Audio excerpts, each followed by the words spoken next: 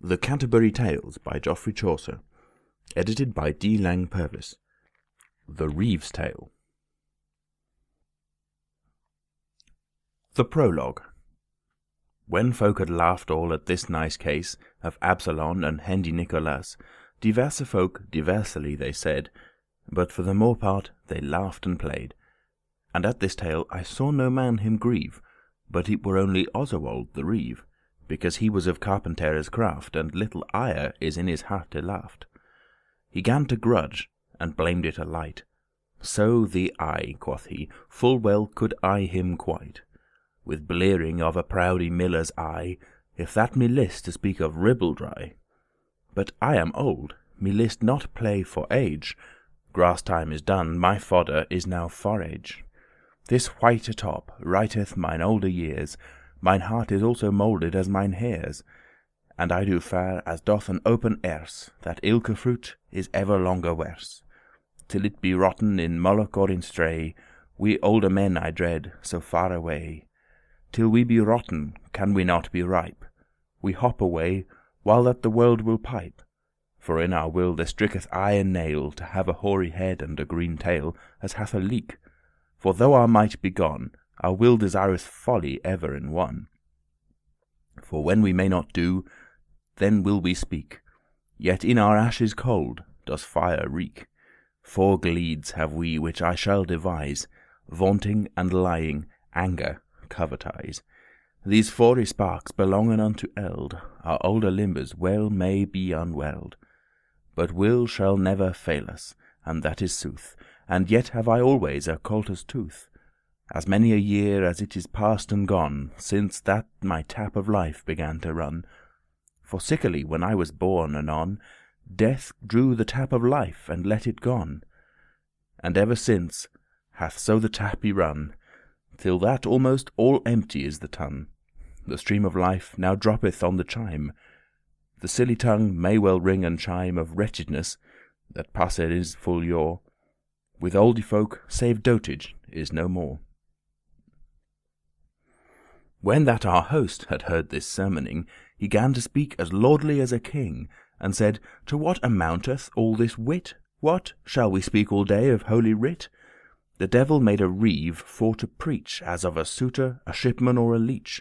Say forth thy tale, and tarry not the time.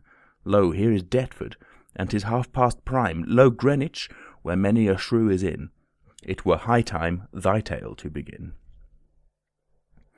Now, sirs, quoth then this Oswald the Reeve, I pray you all that none of you do grieve, though I answer and somewhat set his hove, for lawful is force off with force to shove. This drunken miller hath he told us here, how that beguiled was a carpentier. Paraventure in scorn, for I am one, and, by your leave, I shall him quite anon. Right in his churlish termes will I speak. I pray to God his neck might to break. He can well in mine eye see a stalk, but in his own he cannot see a balk. End of Prologue to the Reeve's Tale. The Reeve's Tale.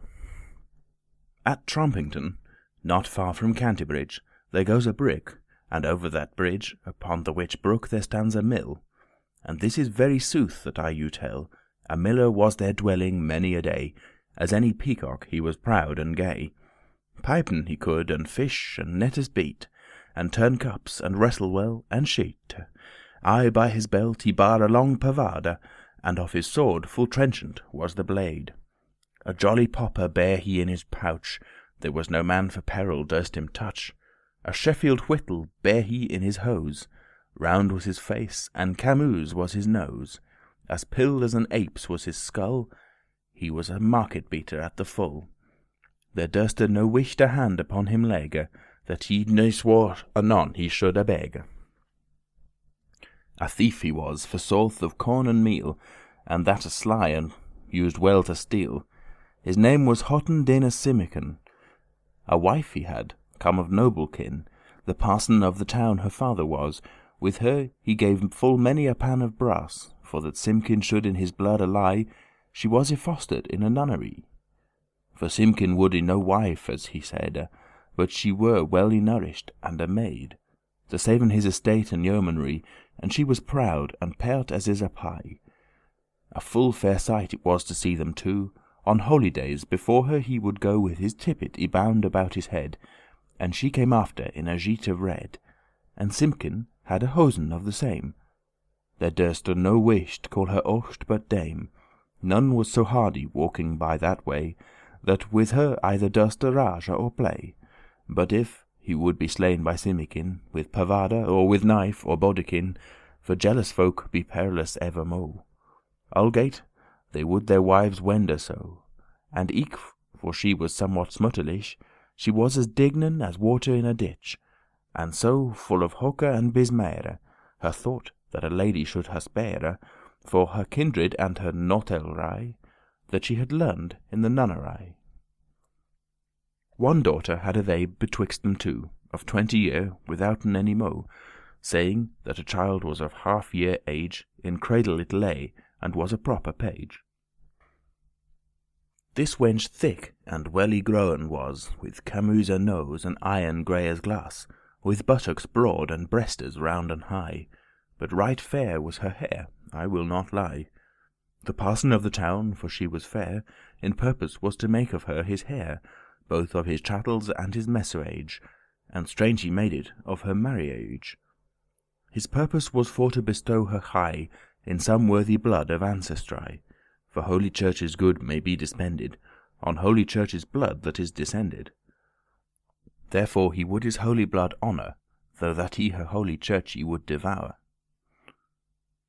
Great soken hath this miller, out of doubt, with wheat and malt of all the land about, and namely there was a great college, men called the Solar Hall at Canterbury. There was their wheat and eke their malty ground, and on a day it happed in a stound, sick lay the manciple of a malady. Men weened wisely that he should die, for which this miller stole both meal and corn, 100 times more than beforn, and heretofore he stole but courteously, but now he was a thief outrageously, for which the warden chid and made far, but thereof set the miller not a tar. He cracked his boast, and swore it was not so. Then there were a younger poorer scholars too, that dwelled in the hall of which I say. Testive they were and lusty for to play, and only for their mirth and revelry upon the warden busily they cry. They gave him leave, for but a little stound, to go to mill and see their corn aground. And hardily they durst lay their neck, the miller should not steal them half a peck of corn by sleight, nor them by force bereave, and at the last the warden gave them leave. John hight the one, and Alein hight the other. Of one town were they born, that hight Strother. Far in the north, I cannot tell you where, this Alein he made ready all his gear, and on a horse the sack he cast anon. Forth went Alein the clerk, and also John, with good sword and with buckler by their side. John knew the way, him needed not no guide, and at the mill the sack adown he layeth. Alein spake first. All hail, Simon, in faith. How fares thy fair daughter and thy wife? Alein, welcome, quoth Simkin, by my life. And John also, how now, what do you here? By God, Simon, quoth John, need has no peer. Him serve himself behoves that has no swain, or else he is a fool, as clerkes sayn. Our manciple, I hope, he will be dead. So work as I the wanges in his head. And therefore is I come, and eke Alein, to grind our corn and carry it home again. I pray you speed us hence as well ye may. It shall be done, quoth Simkin, by my fay. What will ye do while that is in hand? By God, right by the hopper will I stand, quoth John, and see how the corn goes in. Yet saw I never by my father's kin how that hopper waggers to and fro. Alein answered, John, and wilt thou so?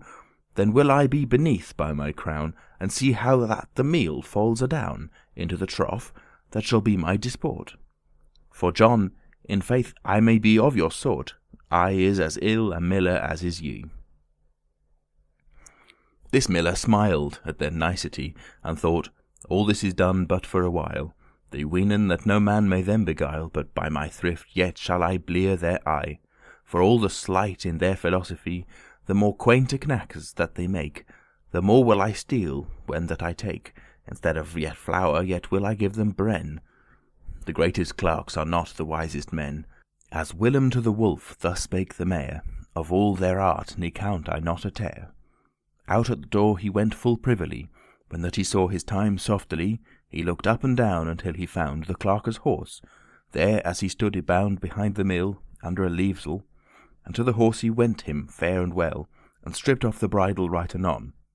And when the horse was loose, he gan to gon towards the fen, where wild mares run. Forth with wahee through thick and eke through thin.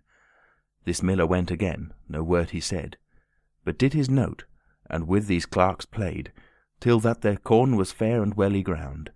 And when the meal was sacked and y-bound, then John went out, and found his horse away, and gan to cry, "Hurroo!" and well away. "Our horse is lost! A line, for Godde's bones! Step on thy feet, come off, man, all at once! Alas, our warden has his palfrey lorn." This Alein all forgot, both meal and corn. All was out of his mind, his husbandry. "What? Which way is he gone?" he gan to cry. The wife came leaping inward at a wren, and said, "Alas, your horse went to the fen, with wild mares as fast as he could go. Unthank came on his hand that bound him so, and his that better should have knit the rein." "Alas," quoth John, "Alein, for Christus' pain, lay down thy sword, and I shall mine also.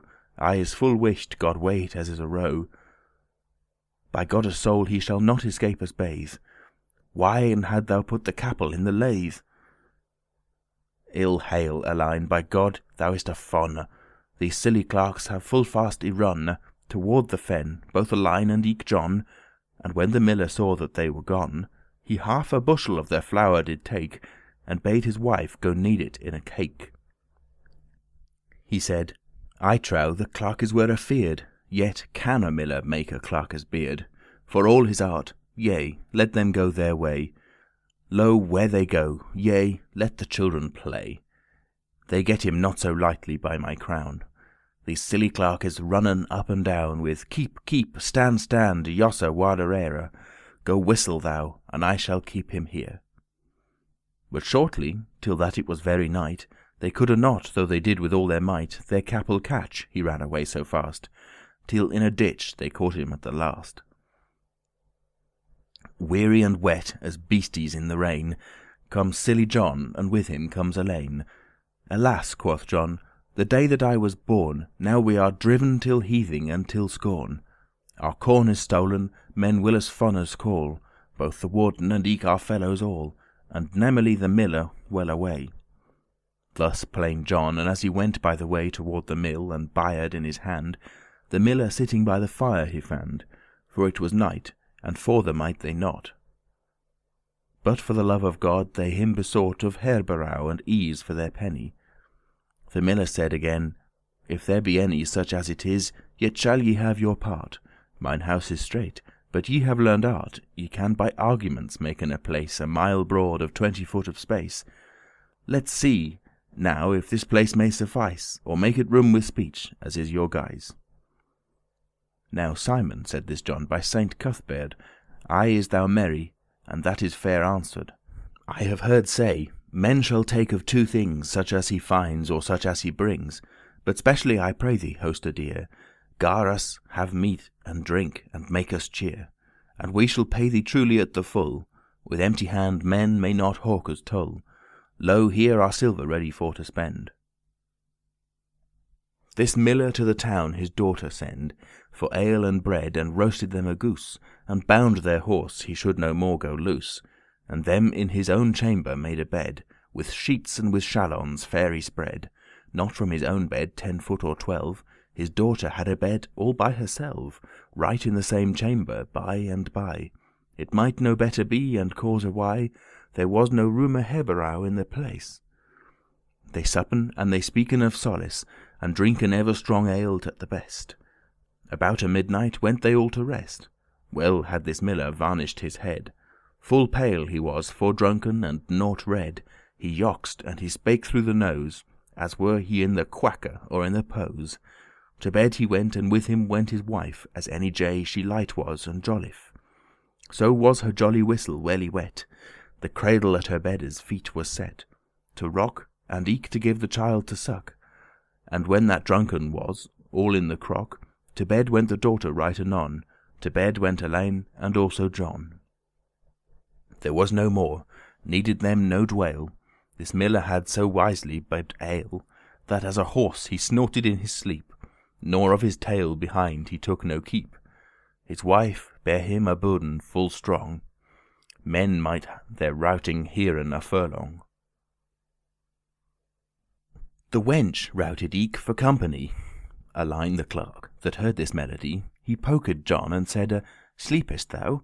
Heardest thou ever such a song ere now? Lo, what a compline is he meld them all! A wilder fire upon their bodies fall. Who hearkened ever heard such a fairly thing? Yea, they shall have the flower of ill ending. This longe night there tides me no rest, but yet no force, all shall me for the best. For John, said he, as ever may I thrive, if that I may yon wench will I swive. Some easement has law shapen us. For John, there is a law that saith thus, that if a man in one point he aggrieved, that in another he shall be relieved. Our corn is stolen, soothly it is no nay, and we have had an evil fit today. And since I shall have none amendment against my loss, I will have easement. By God's soul, it shall none other be. This John answered, Alein, avise thee, the miller is a perilous man, he said, and if he that out of his sleep abraid, he might do us both a villainy. Alein answered, I count him not a fly. And up he rose, and by the wench he crept. This wench lay upright, and fast she slept, till he so nigh was, ere she might espy, that it had been too late for to cry. And shortly for to say, they were at one. Now play, Alein, for I will speak of John. This John lay still a furlong way or two, and to himself he made ruth and woe. Alas, quoth he, this is a wicked jape. Now may I say that I is but an ape. Yet has my fellow somewhat for his harm. He has the miller's daughter in his arm. He antred him, and hath his needes sped, and I lie as a draft-sack on my bed. And when this jape is told another day, I shall be held a daff or a cockernay. I will arise and antre it by my fay. Hardy is unserly, as men say. And up he rose, and softly he went unto the cradle, and in his hand it hent, and bare it soft unto his bedde's feet. Soon after this the wife her routing leat, and gan awake, and went out to piss, and came again, and gan the cradle miss, and groped here and there, but she found none. Alas, quoth she, I had almost misgone, I had almost gone to the clerk's bed. Eh, benedicite, then I had foully sped. And forth she went, till she the cradle found. She groped away further with her hand, and found the bed, and thought not but good, because that the cradle by it stood. And wist not where she was, for it was dark, but fair and well she crept in by the clerk, and lay full still, and would have thought asleep. Within a while this John the clerk upleap, and on his good wife laid on full sore. So merry a fit she had not had full yore. He pricked hard and deep, as he were mad.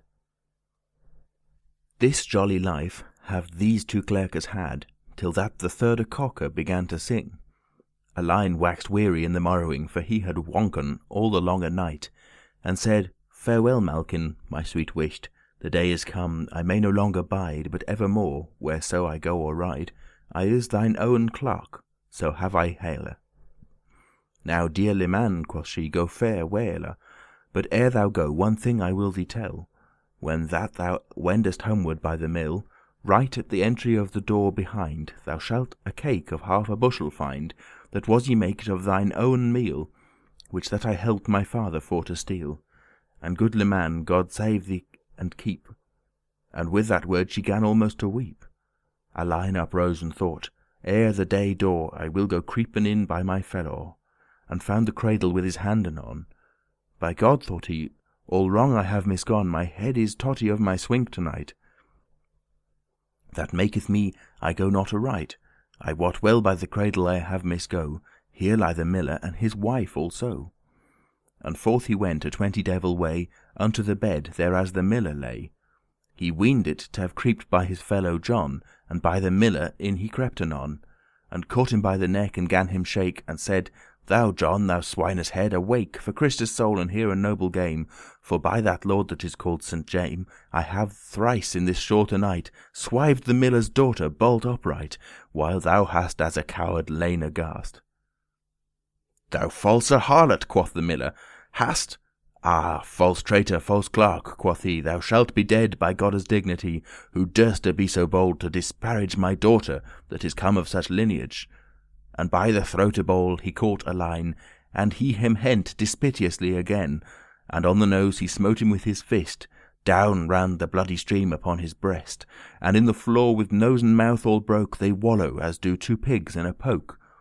And up they go, and down again anon, till that the miller spurned on a stone, and down he backward fell upon his wife, that wiste nothing of this nice strife, for she was fallen asleep a little wisht with John the clerk that had waked all the night.